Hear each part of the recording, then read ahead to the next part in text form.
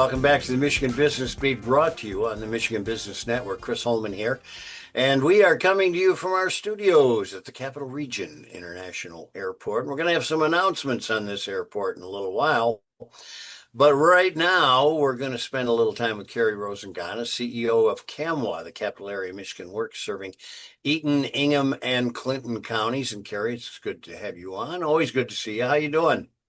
I'm doing well, Chris, and it's always a pleasure to be with you in person or virtually as today. Well, and every time I see a friend these days that hasn't fallen into a snowdrift and disappeared, I am appreciative. So it's, isn't that the truth?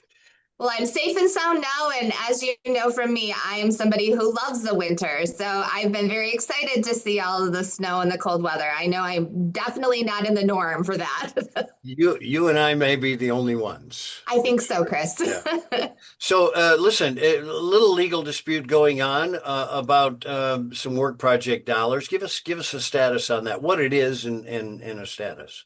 Yeah, absolutely. So the work projects were impacted over the last couple of months with some movement with the House, first putting forth some action that paused some work projects. And then there was an AG opinion that let things move forward. And now there's been another legal step that is paused some things again. So why is that important in our world? While these work projects are directly connected to dollars that come to a number of different partners across the state, including Michigan Works agencies.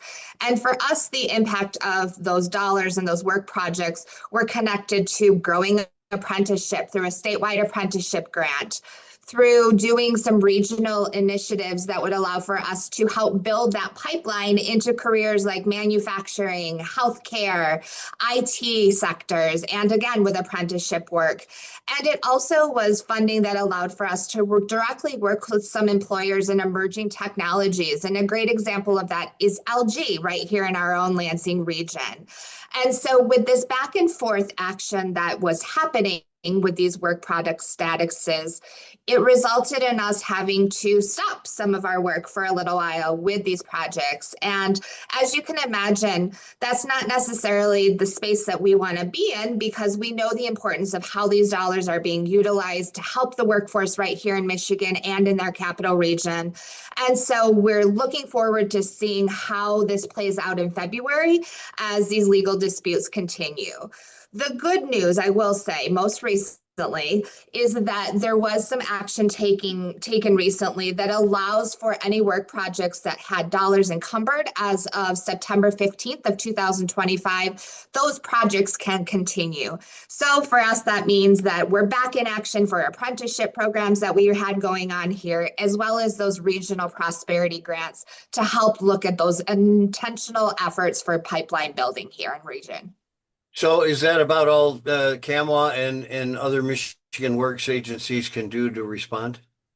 So certainly we are at the weight of the legal system in some cases. These are above our level to be able to do.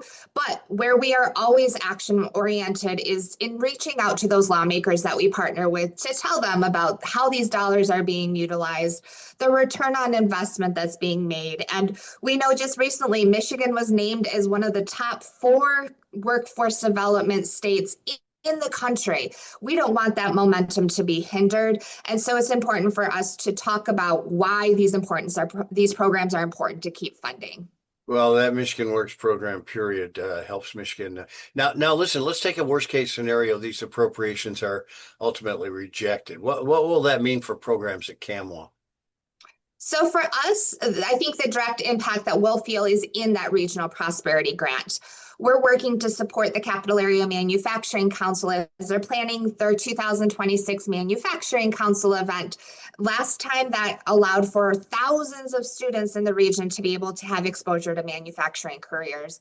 It also would hinder our efforts to create a healthcare week to do something similar with exposure for our students to healthcare careers. So that's where we're really watching, and we're really wanting to make sure that those opportunities continue.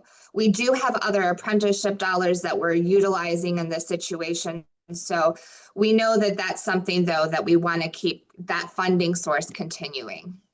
So on the federal level, what's happening with the U.S. Department of Labor budget? Because that affects you. It certainly does. So, as I'm sure most of your listeners are aware, we're under a continuing resolution right now that ends at the end of this month. And we have been hearing from our counterparts that work in DC that there really was a lot of momentum. There wasn't expected to be another continuing resolution.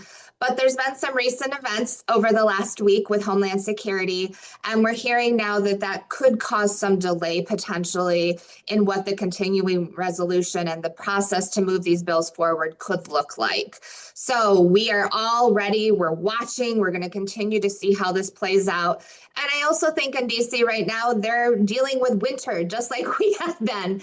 And so we're hearing that could also impact an expected Senate vote that's supposed to be taking place on a number of project bills this week as well. Way too many things going on in DC that interrupt other things. So it'll be I interesting to know. watch. Best of luck with that. Carrie Rosingana, CEO of Capital Area Michigan Works. Thanks for being with us. Thanks so much, Chris. You're watching the Michigan Business Beat on the Michigan Business Network. I'm Chris Holman.